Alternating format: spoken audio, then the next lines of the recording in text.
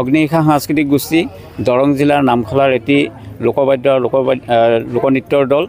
আমাৰ অগ্নিশিখাৰ এতিয়া 10ম বৰ্ষ চলি আছে। 10ম বৰ্ষৰ আমি আখৰা শিবিৰ আজি অন্ত পেলাম আৰু আমাৰ 12 এপ্ৰিলৰ পৰা এই বছৰৰ কাৰ্যসূচী আৰম্ভ হ'ব। গতিকে আমি 12 তাৰিখে ইয়াৰ পৰা ওলাম। অসমৰ ৰাইজে পূৰ্বৰ দৰে আমাক সঁহাৰি জনাইছে। আমি বহাগত আমি সাংস্কৃতিক অনুষ্ঠানবিলাক কৰিবৰ কাৰণে সাজু হৈছোঁ। বিশেষকৈ আমাৰ থলুৱা যিখিনি আমাৰ লোকবাদ্য আছে দৰঙৰ, বিশেষকৈ চিয়া গীতকে আদি কৰি বিভিন্ন ধৰণৰ, আৰু ইফালে আমাৰ বৰগীত, ভোৰতাল আৰু জনগোষ্ঠীয় যিবিলাক আমাৰ নৃত্য আছে, বড়ো, মিচিং, তিৱা এইবিলাকৰ আছে। এনেকৈ আমি ৰাষ্ট্ৰীয় পৰ্যায়ৰ এটা নৃত্য ৰাখিছোঁ, ৰাজস্থানী নৃত্য। সেই নৃত্যটো আমি পৰিৱেশন কৰিম।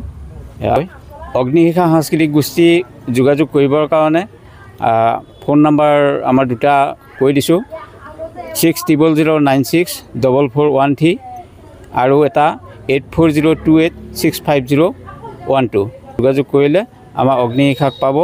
আৰু ইতিমধ্যে আমি বহাগৰ 12 তাৰিখলৈ আমি বুকিং আৰম্ভ কৰিছোঁ। 12 তাৰিখলৈ বুকিং হৈছে আৰু 2-এটা প্ৰগ্ৰাম আমি মাজত কৰিব পৰা অৱস্থাত আছে। গতিকে ৰাইজে আমাৰ লগত যোগাযোগ কৰিলে নিশ্চয় আমি। নমস্কাৰ। পোনপ্ৰথমতে আপোনালোকক ধন্যবাদ জনাইছোঁ আমাৰ এই অনুষ্ঠানত আহি আমাক অসমৰ চুকে কোণে আগবঢ়াই লৈ যোৱাত সহায় কৰিবৰ কাৰণে। আৰু আপোনালোকৰ জৰিয়তে সমূহ অসমবাসীক আগতীয়াকৈ ৰঙালী বিহুৰ শুভেচ্ছা জনাইছোঁ। আমি আচলতে অগ্নিশিখাত অন্তৰ্ভুক্ত হোৱা আজি 3 বছৰ হ'ল, কিন্তু অগ্নিশিখা বিগত 10 বছৰৰ পৰা এনেকৈ চলি আছে। আৰু অসমৰ ৰাইজে ইতিমধ্যে আমাক বহুত সুন্দৰকৈ ভালকৈ আদৰি লৈছে।